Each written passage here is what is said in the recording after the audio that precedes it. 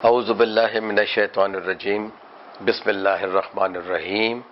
YouTube صحت زندگی سے آپ کا فیملی مولج ڈاکٹر ریاض شاہد آپ کو سلام عرض کرتا ہے۔ آج کا موضوع ہے ایک خوردنی چیز کے بارے میں کہ جسے ہم کھانے کا سوڈا کہتے ہیں اور انگریزی میں کیمیکلی جو ہے ہم اسے سوڈیم بائی کاربونیٹ کہتے ہیں۔ تو سوڈا بائی کارب جو ہے دراصل جو ہے یہ الکلائن ہوتا ہے۔ اس کو سب سے پہلے پیٹ کی گیس کے لیے اور تیزابیت کو کم کرنے کے لیے استعمال کیا جاتا رہا۔ کچھ لوگ دودھ میں بھی ڈال کے اس کو پی لیتے تھے فوراً، یا پانی میں ڈال کے پیتے تھے، یا تھوڑا سا سوڈا منہ میں ڈالتے تھے اور پھر پانی پیتے تھے تاکہ معدے کا تیزاب جو ہے وہ نیوٹرلائز ہو جائے۔ اب اس کو عموماً کئی اور طریقوں سے بھی استعمال کیا جاتا رہا۔ موجودہ دور میں گزشتہ 30-40 سال سے جو ہے اس کا استعمال جو ہے وہ جلد کو صاف کرنے کے لیے شروع ہو گیا۔ تو کچھ لوگوں نے تو سب سے پہلے جو ہے اس کو جو ہے دانتوں کے ٹار کے لیے استعمال کیا، ڈائریکٹلی جو ہے برش کے اوپر لگا کے یا انگلی پہ لگا کے دانتوں کو صاف کیا، لیکن بعد میں پتہ چلا کہ نہیں، اس کے اندر جو ہے آپ تھوڑا سا لیمن شامل کریں۔ لیمن شامل کرنے سے یہ ہوگا کہ جب آپ اس سے 2 دفعہ اپنے دانت صاف کریں گے تو دانت چمکیلے ہو جائیں گے۔ لیکن روزانہ کے استعمال سے دانتوں کا جو ڈینٹین ہوتا ہے اس کو جو ہے نقصان ہونا شروع ہو جاتا ہے، کیونکہ اللہ نے جو بھی چیز بنائی ہے وہ متناسب ایک خاص پی ایچ، یعنی جہاں ایسڈ ہونا چاہیے تیزابیت وہاں تیزابیت ہے۔ جیسے کہ معدہ ہماری جلد جو ہے وہ تیزابی خاصیت رکھتی ہے، چکنی ہوتی ہے، اس سے سیبم نکلتا ہے، اور جو ہیئر فالیکلز ہوتے ہیں ان سے بھی چکنائی نکلتی ہے، تو یہ چہرے کو چکنا رکھتی ہے۔ یہی وجہ ہے کہ چہرہ بار بار دھونے سے، سادہ پانی سے یا مائلڈ سوپ سے دھونے سے جو ہے یہ چکنائی اتر جاتی ہے۔ اگر یہ چکنائی بہت زیادہ ہو تو پھر ہمارے کیل مہاسے کے جو مریض ہوتے ہیں یا جو نوجوان لڑکے لڑکیاں ہوتے ہیں تو وہ جو ہے مزید جو ہے وہ جگہ بند ہو جاتی ہے جہاں سے کہ اس سیبم کو، اس چکنائی کو خارج ہونا ہوتا ہے اور پسینے کو باہر نکلنا ہوتا ہے۔ تو اگر یہ سوراخ جلد کے مسام اگر بند ہو جاتے ہیں تو پھر کیل مہاسے بھی زیادہ ہوتے ہیں، اور وہ جو بنتا ہے مہاسا جو ہے وہ بھی بڑا ہوتا ہے، اور پھر اس میں جراثیم آ جائیں تو پھر کومیڈی بھی بن جاتا ہے، وہ بہت موٹا سا دانہ سا جو ہے وہ پھنسی سی بن جاتی ہے۔ تو کئی جگہوں کے اوپر یہ ہوتا ہے کہ ہمارے مسام جب بند ہو جاتے ہیں تو یہ چکنائی جو ہے وہ پہلے تو سفید ہوتی ہے، یلوش ہوتی ہے، پھر آہستہ آہستہ کالی ہو جاتی ہے، جیسے کہ ہم کچھ لوگ کہتے ہیں کالے تل۔ تو وہ جو کالے تل اصل میں نہیں ہوتے، وہ جلد کی چکنائی ہوا سے خشک ہو کے کالا رنگ اختیار کر لیتے۔ ان مساموں کو کھولنے کے لیے جو ہے سوڈا بائی کارب استعمال کیا جاتا ہے، تو اس کو پانی اس میں ڈالا جاتا ہے۔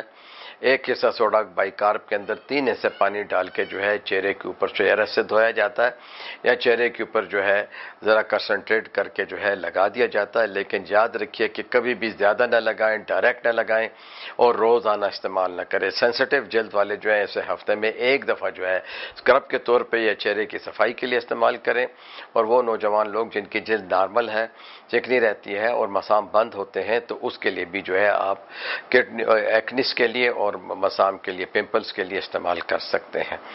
زیادہ استعمال نہ کیجیے۔ اب آتے ہیں کہ ہاتھ پیروں کے لیے۔ ہاتھ پیروں کو سفید کرنے کے لیے، وائٹننگ کے لیے جو ہے اس کو مختلف طریقوں سے بیوٹی پارلرز نے استعمال کرنا شروع کیا ہے، جو کہ وقتی طور پہ، یعنی جس دن آپ نے کسی فنکشن پہ جانا ہے تو اس دن آپ ذرا سفید نظر آتے ہیں اور ساتھ میں کریمیں بھی لگا لیتے ہیں، لیکن اس کا کوئی دیر پا ایفیکٹ نہیں ہے۔ اس کو آپ نے پانی کے ساتھ یا استعمال کرنا ہے، یا آپ نے اسے شہد کے ساتھ استعمال کرنا ہے، یا آپ نے اسے دودھ کے ساتھ استعمال کرنا ہے۔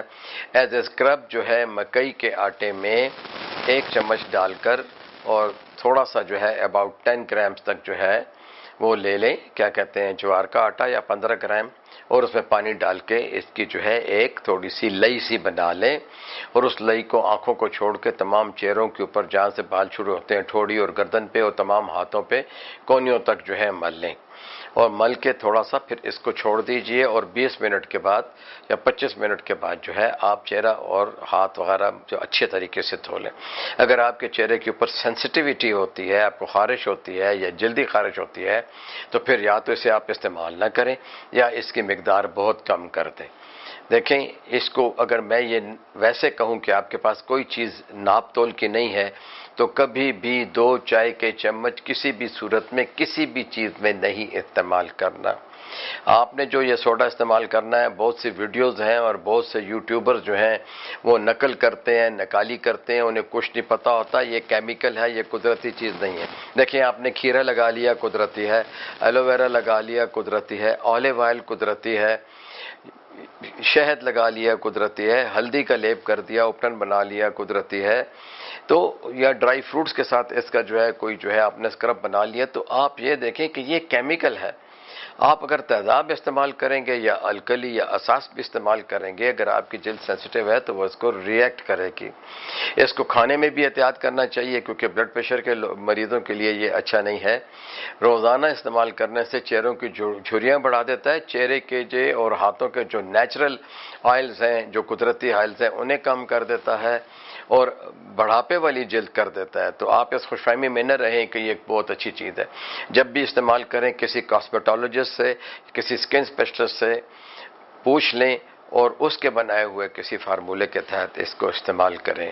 تو مجھے امید ہے کہ یہ ابتدائی جو آپ کو ہم نے معلومات دی ہیں اس سے آپ کو فائدہ ہوگا۔ شکریہ۔